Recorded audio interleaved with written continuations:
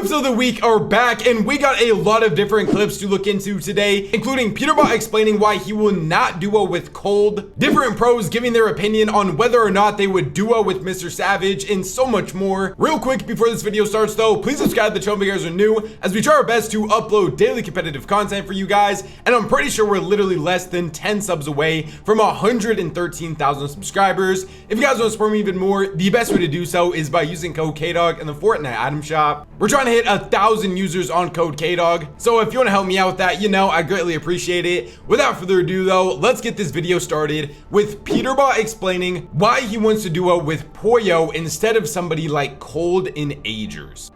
Here's the thing for duos, right? Alright, I'll tell you everything on why I chose Pollo, right? One, I already played last year with Pollo, right? I live with him. You know what I'm saying? I know he's grinding the game no matter what. So I have someone to actually talk to on the game and play with every day and learn and actually like win. The only reason Cold is not viable in a game mode like duos, one, he does not give a f. Two, the only thing he cares about is playing tournaments, and the tournaments as being the Div Cups. And three, like, he doesn't like talk to you outside of Fortnite. You know what I'm saying? So like, it's like a thing where like you're only like, it's like a job, bro. It's like Cold sees Fortnite as a job. He's just talented as f. He gets on, gets off. That's literally what Cold does. And I don't want to play with someone like that for duos. No, I think everything he said in here is completely fair and valid. Probably all of us can agree that as of right now, Cold is most likely a better player than Pollo. But when it comes down to a game mode, especially like duos, when you only have one other specific teammate, if Peter needed a fill for a tournament or for scrims, he is not building up any chemistry or getting any practice with his main and only teammate. And as he also literally said in the clip, Pollo is basically like his best friend. He can actually talk to him outside of the game. When Peter and Pollo were duos together, they were literally playing everything. They would play like Asia at night, EU in the morning, into NA, into scrims after NA, into creative with each other. Like, these guys were literally playing with each other 24/7, it seemed like, and the results showed that as well. Won every single FNCS together besides one. In the one FNCS that they didn't win together, they placed second place in it. I think Pollo also just fits Peter's playstyle better. Pollo is the type of player that can work with anybody, and we did see Cold and Peter play a duo Cash Cup together before, and I think Cold and Peter, in my opinion, would still work just as good as Peter and Pollo might. But at the same time, Peter and Pollo literally have a year plus of experience playing together, and also if they do end up teaming up with each other, who in the world is going to be able to stop these guys? Alright, next up, I want to talk about two pretty interesting arguments. This first one is for Doxy saying that Peterbot, Pollo, and Cold are currently the top 3 best players on the planet right now. NA's top 5 gotta be better. So you have Peter, you have Pollo, you have Cold, you have Agers. All Peter, Pollo, Cold are all 3 like top 3 in the world right now, in my opinion. Just because EU suck right now. Now, I honestly think this is a very interesting point that the more I think about it, the top 3 players in the world right now, legit, you could make an argument, is the 3 players of Peter, Pollo, and Cold. Peter and Cold have been the unanimous 1 and 2 for as long as I can remember now. And then the 3 spot has always been up for debate. I have been a person that has personally put Vico inside of that top 3, but Vico is coming off of not his greatest individual performance in grand finals. And I think, to me, honestly, I would still probably put Vico in that 3 spot. But at the exact same time, you literally have a lot of people that argue that Vico isn't even the best player on EU right now. I see a lot of people try to make the argument for somebody like Pixie, which I think Pixie is one of the most just like up and coming crazy players in the world right now. And by the time that duos ends and he is able to play a game mode that can show more individual skill, which is exactly what duos is, I think he will be a lot higher rated. But I'm also very curious on your guys' opinions in the comment section down below. Do you guys think that the top 3 players in the world right now are all NA players? I think if we're talking trios in general, the top 2 trios in the world to me are both NA teams, because I think it's pretty obvious that Peter's trio is like far and away the best team in the entire world right now, and then Pollo's trio might be second right behind that. And then also, once again, that 3rd spot is the thing that is just really up for discussion. But yeah, I'm curious on your guys' opinion. All right, next up, we got one of the other hottest topics of debate recently, and it is if you took the 5 best players on NA and put them against the 5 best players on EU, who would actually win? And this is Peterbot's opinion on that. Well, I'm taking me, Pollo, Cold, Agers, and Richie over every single player on EU. Like in a 5v5. If it's our 5v5, we're slamming EU. Now, I'm assuming that we are talking about globals players and not just like random creative kids like Zen or something. Because obviously, if you put like Zen and DC Awesomer on the NA team, I don't know who is beating that from EU. But if we are just talking about pure professional players that are at this global championships, the main list that I see people making for a 5v5 is like either the one that Peter said of him, Pollo, Agers, Cold, and Ritual. I also see people making lists like Peter, Pollo, Cold, Bolts, and Yamza, which could be a good one. And then the EU one is a lot more up for discussion though, because the different list that I have seen people make is like Pixie, Marius, Vico, Vino, Swizzy, or some people even want to put Chino in there because Chino is known to be one of the just craziest fighters and just best creative players as well. I really don't know who I would actually say to win this. If I had to make a prediction though, I would probably go with NA. The top two on NA is obviously better than EU, but EU might have the third, fourth, and fifth best player in that fight. It really just depends on how far ahead you think players like Peter and Cold are in terms of fighting compared to the third, fourth, and fifth best fighters in the world. But I honestly hope we see somebody set this up at the global championships, because if these pros are all taking this super serious, a 5v5 between the 10 best fighters in the entire world would be so entertaining to watch. Alright, now one of the other biggest stories of the week has been the potential of MrSavage and Clix duoing, and we finally got the response from Clix, and he basically just gave his honest thoughts on duoing with MrSavage after globals, and his main takeaway from it was he doesn't think that Savage is that hungry to win anymore. I just don't think he has that hunger. Like, I feel like I've hit a different type of hunger recently. I'm playing and seeing this game as the same that I was when I was 13 and 14. I don't think Savage is that hungry. Savage doesn't even think he could win like an FNCS or globals. Like, I can't, bro. That's the last thing I'm fighting for in my life, is to win an FNCS. Now, I mean, obviously, this is all just Clix's opinion at the end of the day. We would have to hear what MrSavage's rebuttal to this is. I also want to show another clip of Pink talking about it, because I also agree with some of his perspective as well. Thing is, I feel like Clix doesn't want to play with Savage, because in Clix's head, he's one of the best in NA. Because that's how he thinks, right? So he probably thinks he's going to snag up like Cold or Acorn or some shit. And in his head, he doesn't want to play with Savage because he wants to win at FNCS. That's what he always says. Savage wants to play with Clix because obviously it's good content. And now, I don't think Clix believes that he's going to be able to play with Cold or Acorn or like one of the top best players on the region.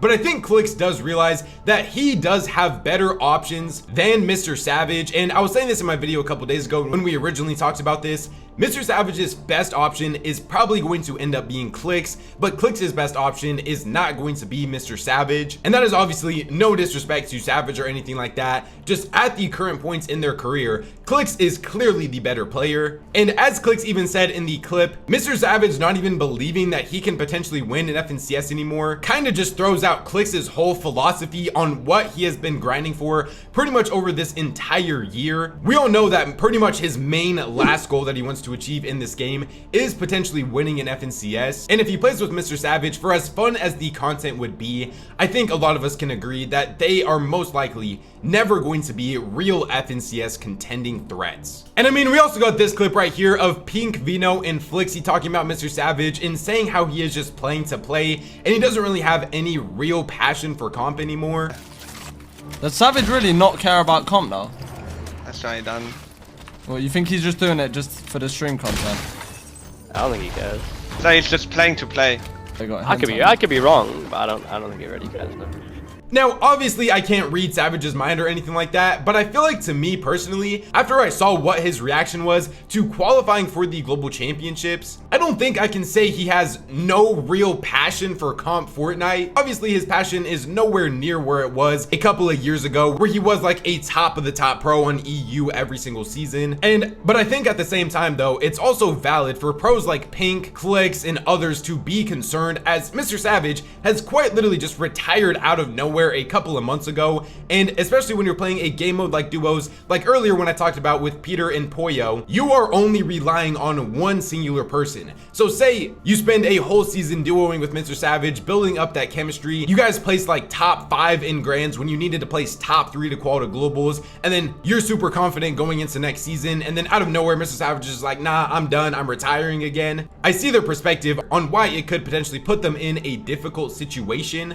And I think it also just comes down to a lot of these players' goals at the end of the day. MrSavage's goals clearly now are, he wants to be able to qualify for globals, but he also just wants to be able to have fun and grind with these same teammates. Sticking on EU, we got another take from Ferdoxy where he explains how EU has no fighting IGLs for globals. Chat, Vino is the only one you can miss as a fighting IGL. Then you have Queasy as an IGL. You have Vanya.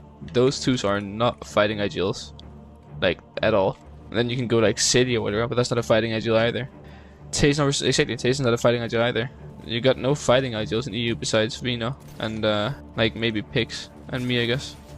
Pink's not a fighting IGL either, chat. Now, this one honestly did make me think about it a bit, and I was thinking about the top trios on EU compared to the top trios on NA. Now, I literally went and I typed like the 6 potentially best trios on NA and EU. I bolded every single one that has a fighting IGL, and low-key, the only like really big name team on NA that doesn't have a fighting IGL is Acorn. The only one that you can maybe be like iffy about is potentially Sphinx, but I would still probably consider Sphinx a fighting IGL as well. And then I guess if you want to throw like Visuals, Braids, and Diminished on here, they probably don't have a fighting IGL, but compared to EU, I do kind of see his point here because the main ones that I could think of is Ferdoxy, Vino, and then Malibuca. So there definitely is more fighting IGLs on NA compared to EU. And like when you think of the Acorn and Queasy type of players, I feel like Acorn is legit the only one of that caliber on NA, because on EU you have like Vanya, Seti, Cammy, multiple just pure IGLs on EU compared to what it is on NA where it's really only Acorn,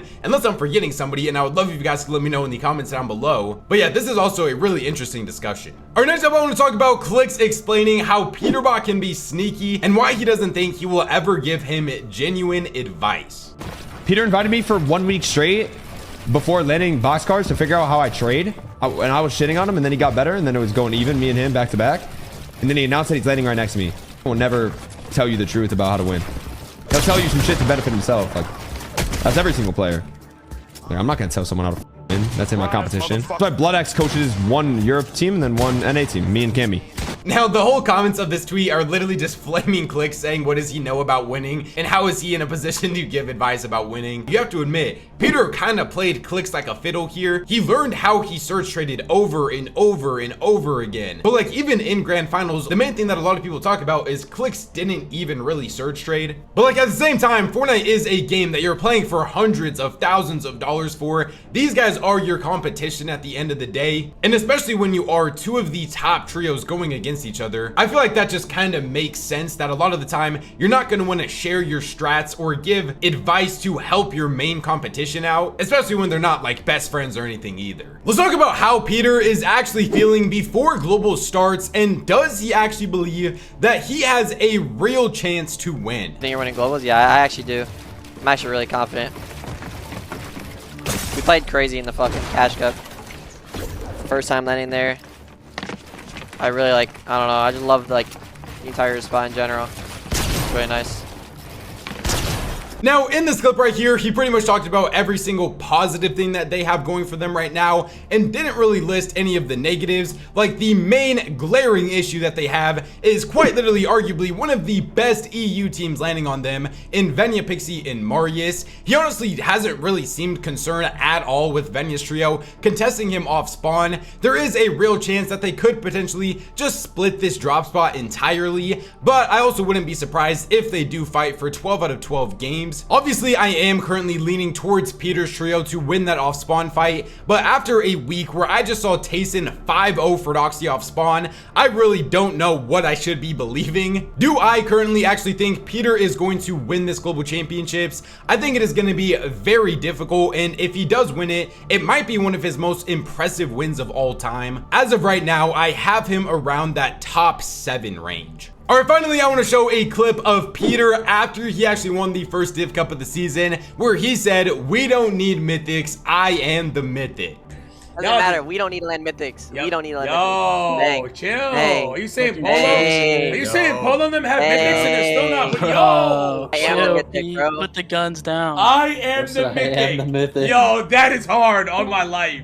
I am the mythic. Okay. I mean, hey, one of the main things that people clowned Peter for so long, and the only real thing that people could really say to diminish his legacy, was that he couldn't win an FNCS without a mythic. And I mean, not even just an FNCS, but people just said he can't do well without a mythic in general. And he has kind of just been disproving those claims over the past couple of seasons. Other than that though, another W week of clips. There was so much different entertaining stuff that went on this week. Remember, subscribe to the channel if you guys are new, as we try to do this series every single week. Please use code KDOG in the Fortnite item shop if you guys want to support me even more. YouTube says enjoy one of these two videos up on the screen right now, so go check them out if you guys haven't already. Thank God for another day, and I'll catch you guys next time.